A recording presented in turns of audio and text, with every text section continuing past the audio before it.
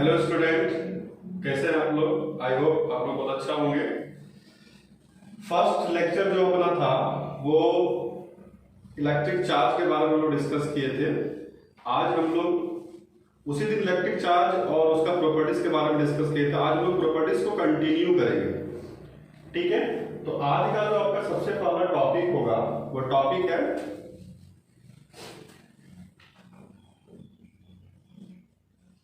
Additivity of charge.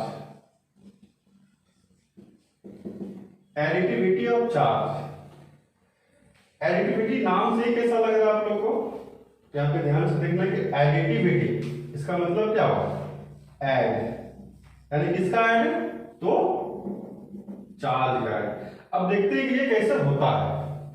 हम लोग इसको देखेंगे कि कैसे पॉसिबल होता है। तो उस चीज को समझने के लिए सबसे पहले हम क्या करेंगे, हम कंसीडर कर रहे हैं एक बॉडी,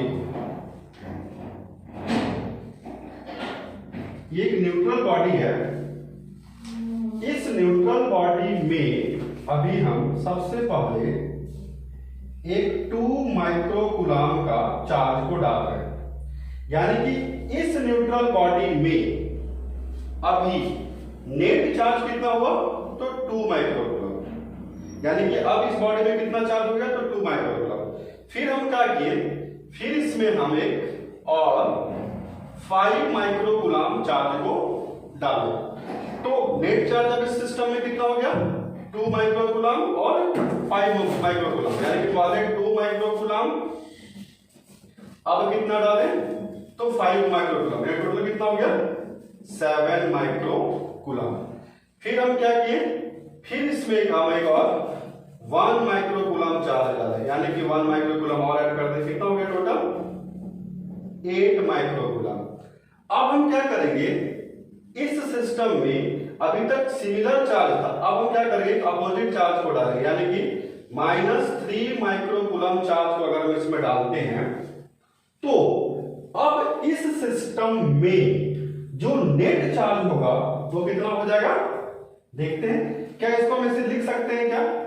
3 + 3 माइक्रोकूलम + 5 माइक्रोकूलम, और यहाँ पे कितना माइक्रोकूलम एंटर कर रहे हैं हम लोग? तो -3 माइक्रोकूलम, यानी कि +3 माइक्रोकूलम में -3 माइक्रोकूलम क्या होगा? कैंसिल होगा।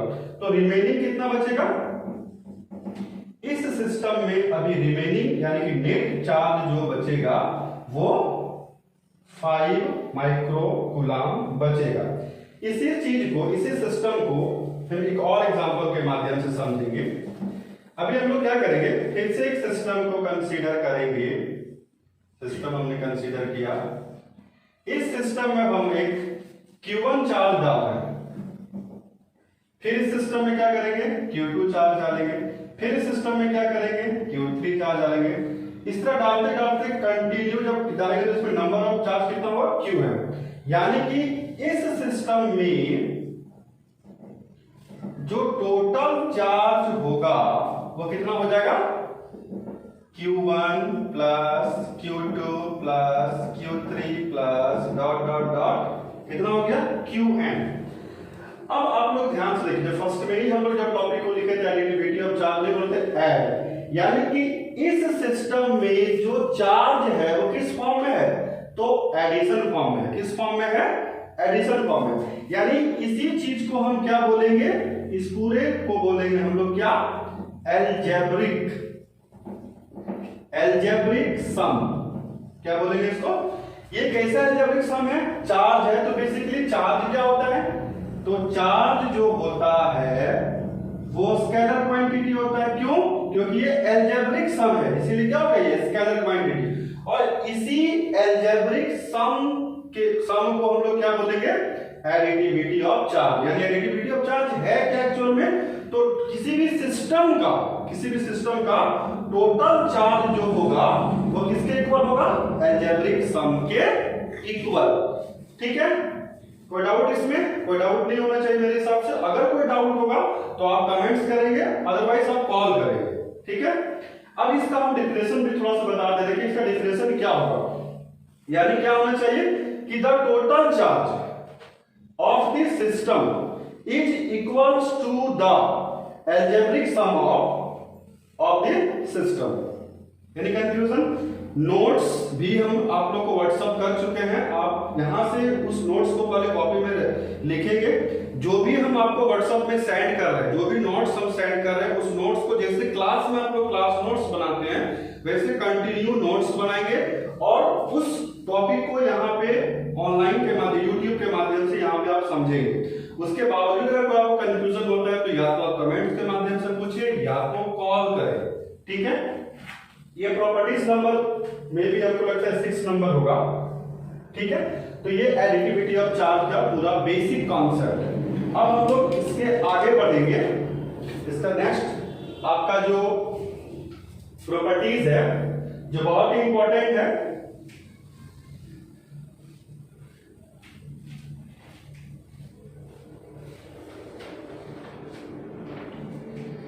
नेक्स्ट प्रॉपर्टीज है प्रॉपर्टीज नंबर 7 और ये प्रॉपर्टीज 2009 में पूछा हुआ क्वेश्चन, ये सब पूछे, देखिए ध्यान से।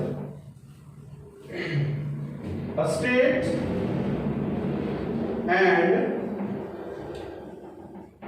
explain conservation of electric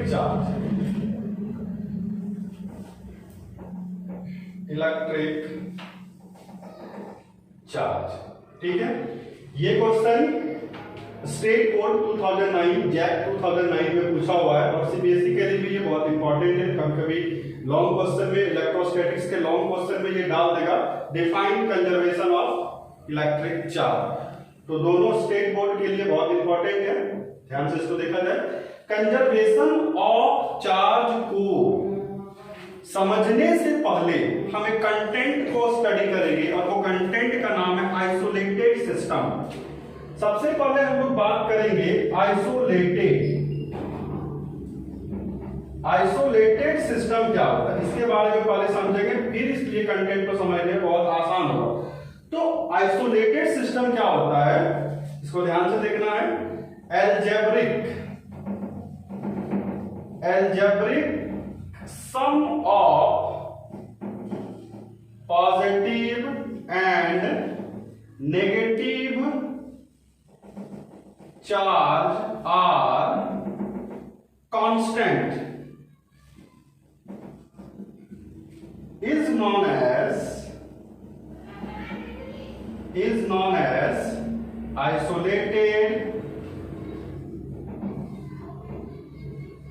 isolated system।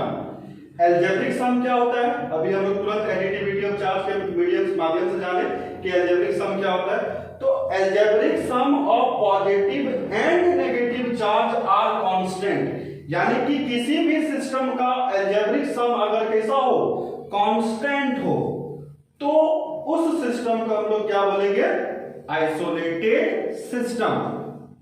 अब हम क्या कर रहे हैं, सबसे पहले हम एक आइसोलेटेड सिस्टम, सबसे पहले हम क्या कर रहे हैं, कंसीडर करने जा रहे हैं आइसोलेटेड सिस्टम।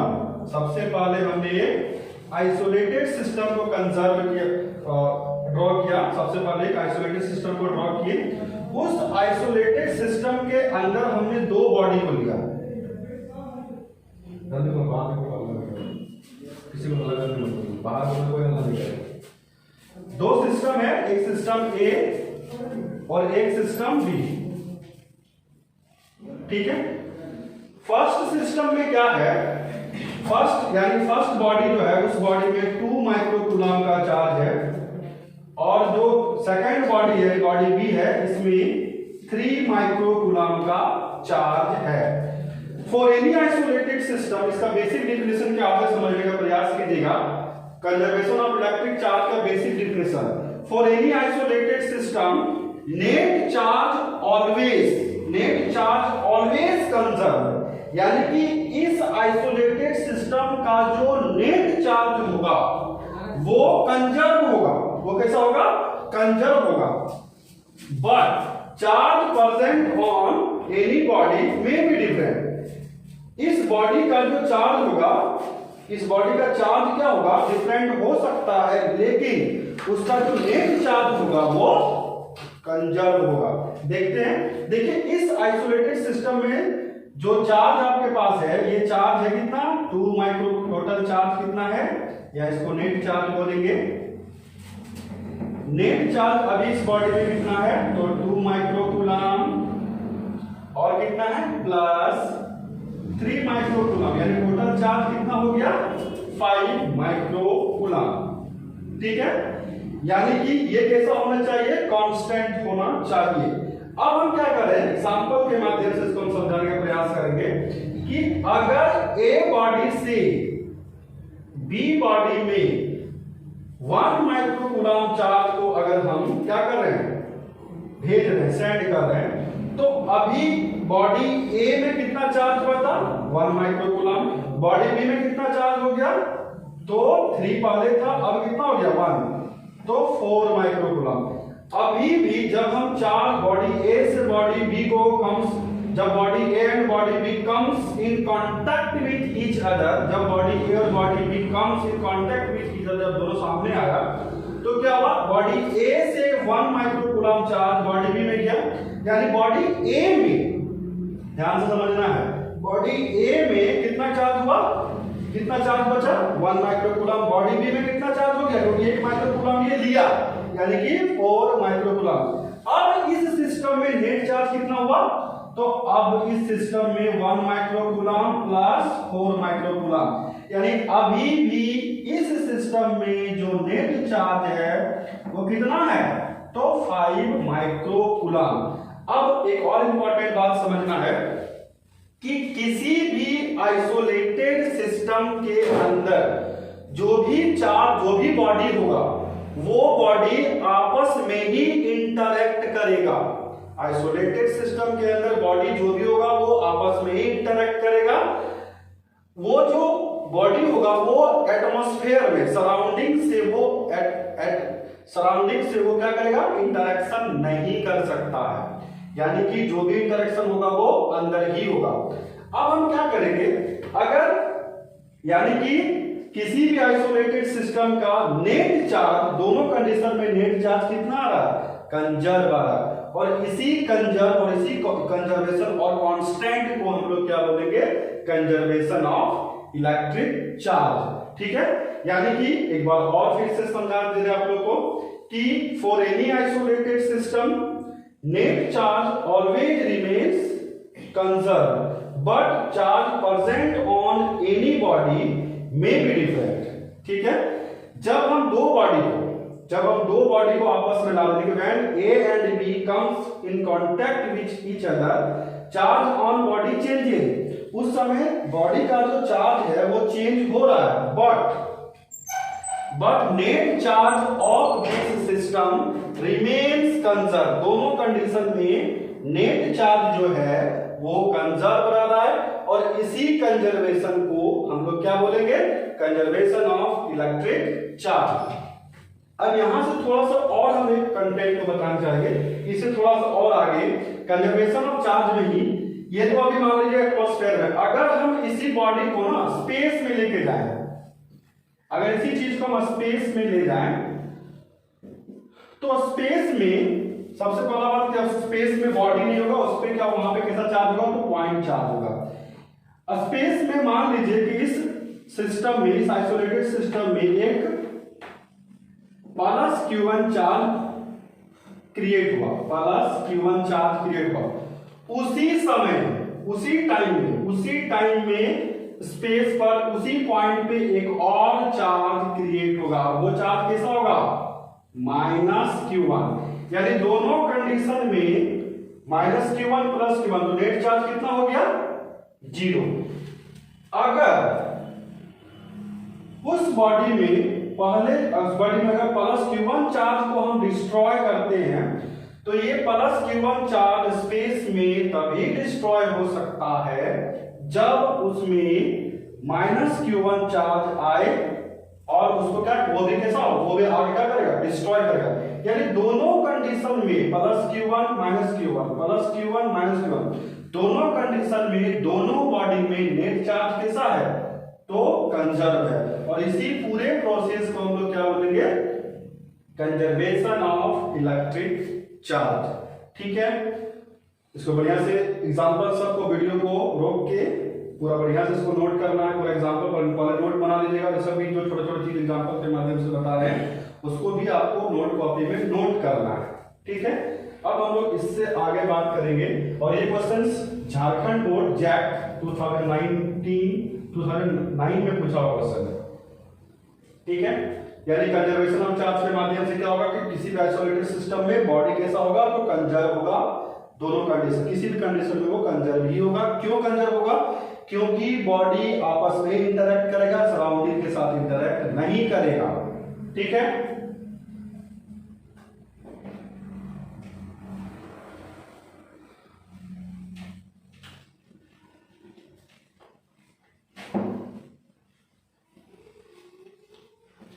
अब लास्ट जो आपका प्रॉपर्टीज बचा है वो जबरदस्त क्वेश्चन बोलेंगे, इसको धमाकेदार झारखंड बोर्ड के लिए।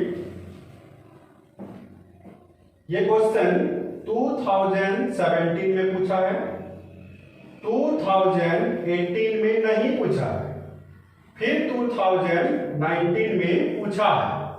यानी 2017 में जैक बोर्ड में पूछ चुका है, आप क्वेश्चन बैंक के माध्यम से देख भी सकते हैं। 18 में नहीं पूछा, फिर 19 में पूछा, यानी 20 में फिर नहीं पूछा, 2019-20 में इस बार जो एग्जाम हुआ उसमें नहीं पूछा। यानी कि फिर से 2021 यानी कि जब आप लोग एग्जाम दीजिएगा उस समय के लिए ये जो क्वेश्चन है वो बहुत ही इंपॉर्टेंट है। क्या क्वेश्चन है? क्वेश्चन की तरह लिखवा दे रहे हम। लास्ट प्रॉपर्टी से चार्ज का व्हाट इज क्वांटाइजेशन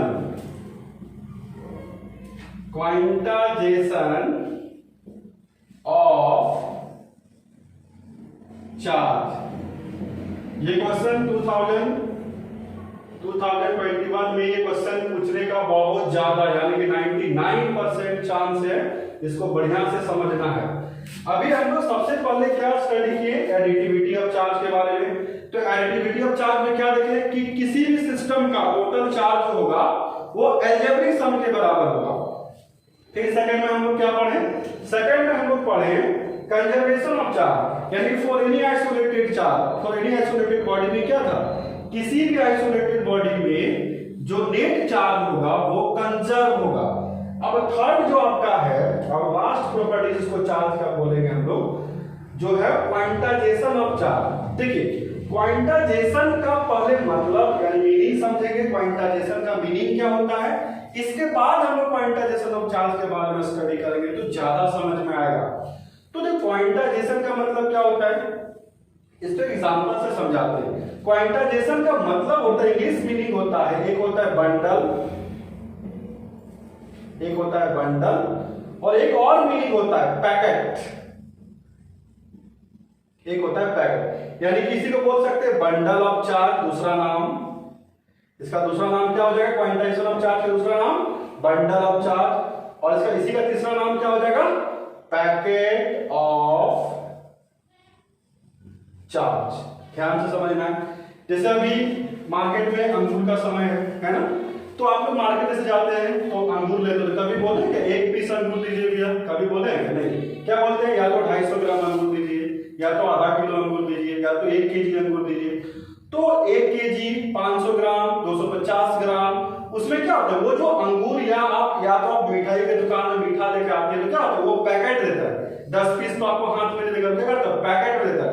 यानी कि वो क्या हुआ उस टोटल मीठे को पैकेट ऑफ चार्ज, यानी अंगूर का एक पूरा गुच्छा, उसमें जो भी जितने भी अंगूर है वो क्या हो गया या क्या होगा वो बंडल ऑफ चार्ज। उस सारे अंगूर को हम चार्ज मान ले अगर तो वो क्या होगा बंडल ऑफ चार्ज। तो क्वांटाइजेशन ऑफ चार्ज को एकदम बढ़िया से समझना है। इसको हम एग्जांपल के माध्यम से पहले समझा रहे हैं, देखिए ध्यान से। सबसे पहले हम लोग क्या करेंगे, एक बॉडी कंसीडर करेंगे, ठीक है। एक बॉडी से अच्छा है कि हम लोग एक सबसे पहले क्या करेंगे, एक पूरा एटम को ही बारे में डिस्कस करेंगे। देखिए ये न्यूक्लियस है जहां पे +8 इलेक्ट्रॉन होता है और न्यूक्लियस के चारों ओर जो इलेक्ट्रॉन रिवॉल्व बिलोंग करता है उसका जो चार्ज होता है -8 इलेक्ट्रॉन। ठीक है, इसको एकदम बढ़िया से समझना है क्वांटाइजेशन चार्ज को। हालांकि बहुत सिंपल टॉपिक है कि अगर दो बॉडी है, दो सिस्टम में अगर चार्ज का ट्रांसफर होगा तो इंटीग्रल मल्टीपल में होता है। देखते हैं कैसे इंटीग्रल मल्टीपल में होता है, उसको बढ़िया समझना है। अगर इस सिस्टम से, जो अभी सिस्टम हम कंसीडर किए बोर्ड में, इस सिस्टम से अगर एक इलेक्ट्रॉन बाहर जाए, हम पहले ही बता चुके हैं कि जब भी दो इलेक्ट्रॉन आपस में अगर हम उसको कांटेक्ट में लाएंगे तो किसी भी सिस्टम से क्या ट्रांसफर होता है? ओनली इलेक्ट्रॉन ट्रांसफर होता है। कभी भी पॉजिट्रॉन ट्रांसफर नहीं हो सकता है। पॉजिट्रॉन भी ट्रांसफर होता है, वो अलग कंडीशन है, लेकिन अभी इलेक्ट्रोस्टैटिक्स में हम लोग अभी जो भी कंटेंट पढ़ रहे हैं उस कंटेंट में जब भी दो बॉडी को हम आपस में कांटेक्ट में लाएंगे तो क्या ट्रांसफर होगा? इलेक्ट्रॉन ट्रांसफर होगा। तो अभी हम क्या करेंगे, इस सिस्टम से 1 इलेक्ट्रॉन को बाहर कर रहे हैं। तो अगर हम इस सिस्टम से 1 इलेक्ट्रॉन को बाहर कर रहे हैं तो इसमें नंबर ऑफ जो बचा, इसमें क्या बचा? नंबर ऑफ जो पॉजिट्रॉन बचा वो क्या हुआ? इसमें पॉजिट्रॉन की संख्या एक बढ़ा। फिर हम क्या किए, फिर एक और इलेक्ट्रॉन को बाहर कर दिए। तो अब इसमें पॉजिट्रॉन का नंबर कितना हो गया? +2e हो गया। फिर हम क्या किए, इसमें से एक और इलेक्ट्रॉन बाहर कर दिए, तो अब इसमें कितना हो गया? +3 इलेक्ट्रॉन हो गया। ठीक है, अब हम क्या कर रहे हैं, जितना इलेक्ट्रॉन को जिस सिस्टम से बाहर किए उसी सिस्टम से इस बॉडी में इलेक्ट्रॉन को डालने जा रहे हैं। अगर अब हम इस बॉडी में एक इलेक्ट्रॉन को डालेंगे,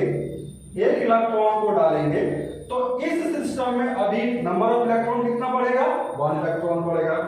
फिर से सिस्टम में हम एक और इलेक्ट्रॉन को क्या कर रहे हैं, इंटर करवा रहे हैं, तो फिर से सिस्टम में अब नंबर ऑफ इलेक्ट्रॉन कितना बढ़ा? 2 इलेक्ट्रॉन बढ़ा। फिर से सिस्टम में हम क्या कर रहे हैं, एक और इलेक्ट्रॉन को डाल रहे हैं, तो अब इस सिस्टम में नंबर ऑफ इलेक्ट्रॉन कितना बढ़ रहा है? 1, यानी कि पहले 1 इलेक्ट्रॉन बढ़ा, फिर 2 इलेक्ट्रॉन बढ़ा, फिर 3 इलेक्ट्रॉन बढ़ा, यानी कि 1 इलेक्ट्रॉन, 2 इलेक्ट्रॉन, 3 इलेक्ट्रॉन पॉजिटिव में, 1 2 3 ये नेगेटिव में। यानी दोनों कंडीशन में जो नंबर ऑफ इलेक्ट्रॉन बढ़ रहा है या नंबर ऑफ पॉजिट्रॉन बढ़ रहा है, दोनों कंडीशन में क्या हो रहा है? दोनों कंडीशन में ये जो बढ़ रहा है वो इंटीग्रल मल्टीपल में ही बढ़ रहा है। ध्यान से देखना है, ये फ्रैक्शनल में नहीं है, ये कैसा है? इंटीग्रल मल्टीपल में है। ठीक है, यानी कि किसी भी दो सिस्टम में A एंड B, दो सिस्टम को हम कंसीडर कर रहे हैं, when A and B comes in contact with each other, on that time electron will be transferred from one body to another body। जब भी हम बॉडी A और बॉडी B को आपस में कांटेक्ट में लाते हैं तो एक दूसरे से क्या होता है? इलेक्ट्रॉन का ट्रांसफर होता है, यानी कि इलेक्ट्रॉन का हस्तांतरण होता है। हिंदी से अगर बोलेंगे तो हस्तांतरण, यानी कि एक बॉडी से दूसरे बॉडी में क्या इलेक्ट्रॉन का ट्रांसफर होता है। और जब एक बॉडी से दूसरे बॉडी में इलेक्ट्रॉन का जो ट्रांसफर होता है वो कैसा हो रहा है? इंटीग्रल मल्टीपल में। कैसा होता है? इंटीग्रल मल्टीपल में होगा। और उस वो इंटीग्रल मल्टीपल कैसा होगा? या तो 1 इलेक्ट्रॉन, या तो 2 electron, 3 electron, dot dot dot 500 electron ही होगा। कभी भी एक सिस्टम से दूसरे सिस्टम में जो इलेक्ट्रॉन का ट्रांसफर होता है वो फ्रैक्शनल में पॉसिबल नहीं, ऊपर लिख रहे हैं, फ्रैक्शनल में पॉसिबल नहीं है। जैसे कि 2/3 इलेक्ट्रॉन, 5/2 इलेक्ट्रॉन, 9/8 इलेक्ट्रॉन, ये सब क्या है? ये सब जो है ये फ्रैक्शनल में है। और कभी भी दो बॉडी के बीच में जो इलेक्ट्रॉन का ट्रांसफर होगा वो फ्रैक्शनल में पॉसिबल नहीं है। यानी कि क्वांटाइजेशन ऑफ चार्ज क्या होता है? तो किसी भी एक सिस्टम से दूसरे सिस्टम में जो इलेक्ट्रॉन का ट्रांसफर होगा वो इंटीग्रल मल्टीपल में ही पॉसिबल है। ठीक है, इसका डेफिनेशन क्या होगा? Those properties which have value have integral multiple of fundamental unit is said to be quantized properties। कैसा properties? Quantized properties। ठीक है,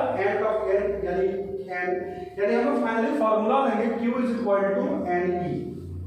क्यों ne लिए? क्योंकि यहाँ पे नंबर ऑफ इलेक्ट्रॉन निकालना है और चार्ज दिया हुआ है। तो देखिए चार्ज आपको यहाँ पे दिया हुआ है, नंबर ऑफ इलेक्ट्रॉन आपको फाइंड करना है, और इलेक्ट्रॉन यानी 1 इलेक्ट्रॉन का वैल्यू कितना होता है? यहाँ पे लिख लीजिए 1 इलेक्ट्रॉन का वैल्यू होता है 1.6 into 10 to the power minus 19 coulomb. सबका वैल्यू दिया हुआ, पुट कीजिए, सॉल्व कीजिए। Then therefore n is equal to q by e। q का वैल्यू कितना है? तो 1, और इलेक्ट्रॉन का वैल्यू कितना हो गया? तो 1.6 into 10 to the power minus 19। ठीक है, बढ़िया से देखना। कोई भी स्टेप हो, कोई भी स्टेप में दिक्कत हो या तो कमेंट्स कीजिए या तो कॉल कीजिए। ठीक है, then n is equal to, अब देखिए 10 to the power minus 19 denominator से इसको नोमिनेटर में जा रहे हैं, हर से इसको अंश में ला रहे हैं। तो 1 इंटू 10 टू द पावर कितना होगा प्लस 19 बाय 1.6। ध्यान से देखना है, यहाँ पे 10 टू द पावर माइनस 19 है, तो यहाँ पे आ जाएगा और 10 टू द पावर प्लस 19। ठीक है, अभी हम क्या करें, इसको सॉल्व करने के लिए अगर यहाँ से हम पॉइंट को हटाएंगे तो यहाँ पे एक और 10 आएगा। तो देखिए ध्यान से, यानी कि 10 into 10 to the power 19 by 16। अब हम क्या करें, 10 टू द पावर 19 से ना एक 10 को ले लेंगे।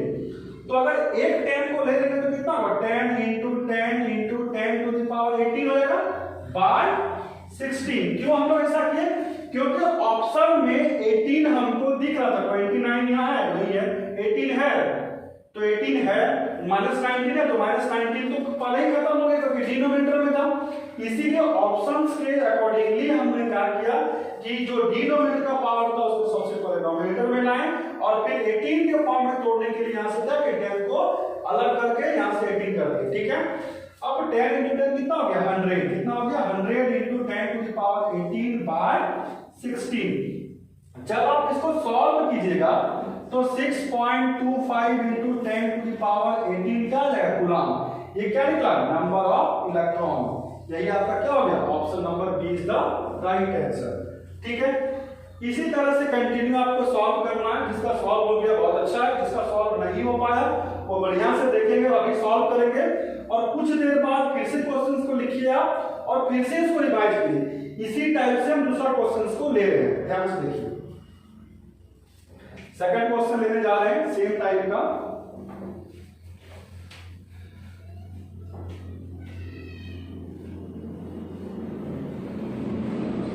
सेकंड क्वेश्चन है आपका question number 2, the current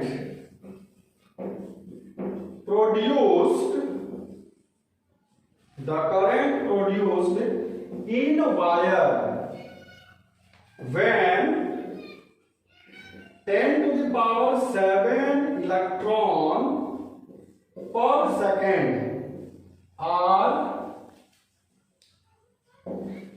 following in it. Option A 1.6 into 10 to the power minus 20 ampere. Option B 1.6 into 10 to the power 12 ampere. Option C 1.6 into 10 to the power 26 ampere. और option D जो आपका है वो 1.6 into 10 to the power minus 12 ampere. ठीक है, इसको कैसे हम सॉल्व करेंगे देखिए ध्यान से। क्या क्या दिया हुआ है यहाँ पे आपका, सबसे पहला काम फिर से एक बार हम बता दें आप लोगों को, किसी भी न्यूमेरिकल्स को हम लोग तभी सॉल्व कर पाएंगे जब कंटेंट से न्यूमेरिकल से कंटेंट को निकालेंगे। एकदम ध्यान से चीज को समझना है। पहले क्या बोल रहा है, बोला है कि the current produce in a wire, एक वायर में करंट प्रोड्यूस हो रहा है when 10 to the power 7 electron per second. कितना इलेक्ट्रॉन प्रोड्यूस कर रहा है, एक सेकंड में 10 का power 7 electron are following in it. तो निकालने के लिए क्या बोला आपको, तो बोला कि कितना इसमें करंट प्रोड्यूस, उस वायर में जो करंट प्रोड्यूस कर रहा है वो कितना करंट प्रोड्यूस कर रहा है। तो सबसे पहला काम गिवन दैट, देखिए कभी भी 10 टू द पावर 7 1.6 कुछ भी न्यूमेरिकल्स में दिया हो तो उसको हम ना नंबर ऑफ इलेक्ट्रॉन माने। कितना दिया है, तो 10 to the power 7 electron per second. ठीक है, एंड पता चल गया। और उस तो सबसे पहले क्या करेंगे, that we know that Q is equal to क्या होता है N। अब आपको ध्यान से देखना है कि Q is equal to N। क्या इस फॉर्मूला से हम करंट को फाइंड कर सकते हैं क्या, नहीं फाइंड कर सकते। तो Q का चार्ज का फर्स्ट क्लास में चार्ज का डेफिनेशन बताया तो उसमें फॉर्मूला भी बताए थे, Q is equal to ID। तो जहां पे Q है वहां पे IT लिख सकते हैं क्या, IT is equal to NE। ठीक है, हमको फाइनली फाइंड क्या करना है, I फाइंड करना है। Then I is equal to NE by T। एकदम ध्यान से चीज को समझना है। N का वैल्यू कितना, तो 10 टू द पावर 7। E का वैल्यू कितना, E का वैल्यू कभी भी क्वेश्चंस में नहीं देता है। अगर दिया तो बहुत अच्छी बात है, अगर नहीं भी दिया तो 1.6 into 10 to the power minus 19, यानी 1.6 into 10 to the power minus 19। और टाइम क्या बोला है, पर सेकंड, यानी कि 1 सेकंड, यानी t इज इक्वल टू 1। फाइनली जब हम इसको सॉल्व करेंगे तो i is equal to 1.6 into 10 to the power कितना -12। ठीक है, ऑप्शन में है क्या -12, 1.6 into 10 to the power -12 ampere is the right answer, option number D. इसी टाइप से बेसिक क्वेश्चंस को आपको सॉल्व करना है। ठीक है, एक और न्यूमेरिकल हम अभी ले रहे हैं, इसको बढ़िया से नोट कीजिएगा वीडियो को रोककर।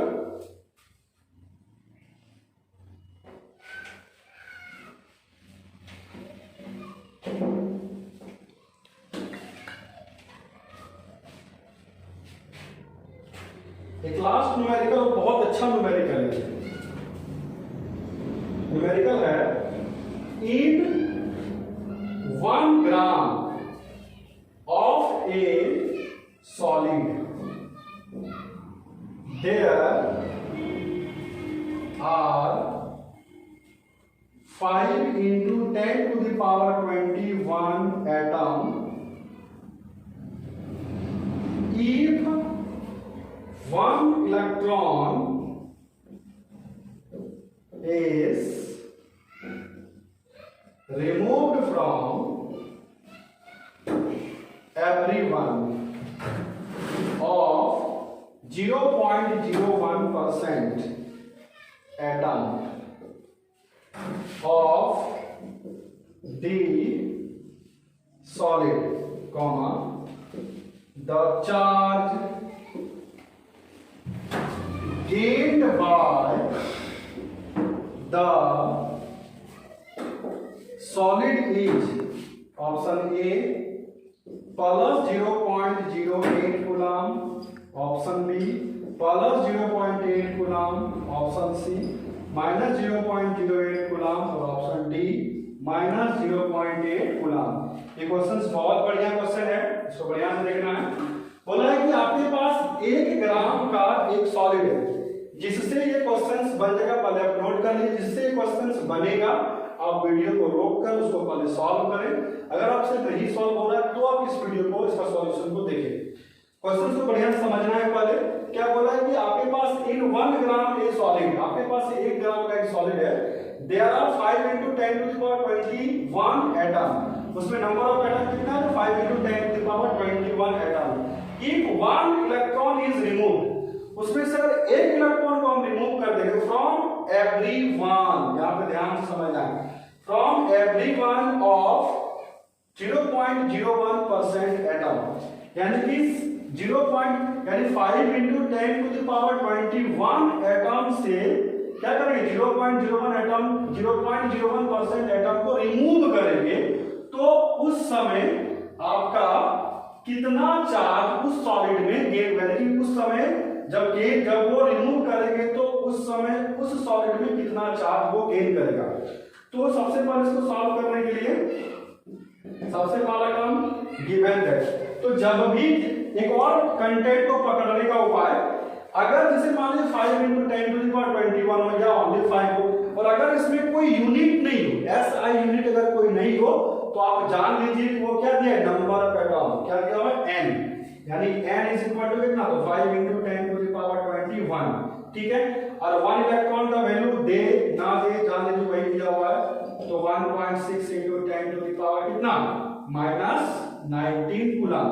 लेकिन सबसे इंपॉर्टेंट है कि यहाँ पे समझना क्या है कि 5 into 10 to the power 21 तो बोला है, लेकिन किसमें, एवरी वन ऑफ 0.01, यानी कि ऑफ 0.01%।